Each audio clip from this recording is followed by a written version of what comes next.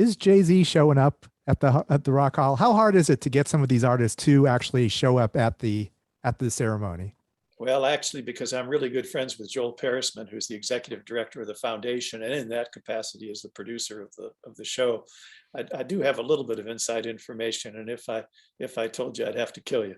In terms of exactly who's showing up, it is rare, but it certainly has happened that people haven't showed up. You know, the famous one, the Sex Pistols, who wrote a, mildly obscene note in longhand and sent it to Jan Wenner, who then read it to the entire audience, which was brilliant. That's rock and roll. Both of them did the rock and roll thing. That's great. Absolutely. Fair representation. Yeah. And there's a famous one not so many years ago about Mark Knopfler, the last minute saying he wasn't coming to the Dire Straits invitation and kind of messing things up there.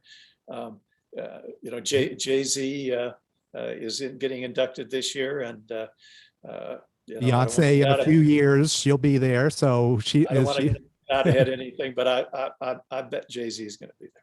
Okay. Which is more than we could say for Todd Rundgren, who apparently is not showing up. I'm not sure. That I believe is true. Is that out? Is that? Yeah, I think that was one of the first things that after he's like, I have no interest in this.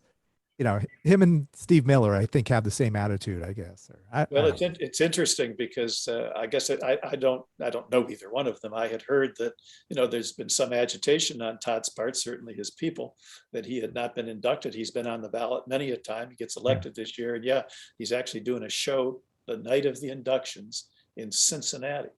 He's going to be in Ohio, and rather than reschedule that show or whatever, he's not coming. And yes, the whole Steve Miller thing. I was at that induction, and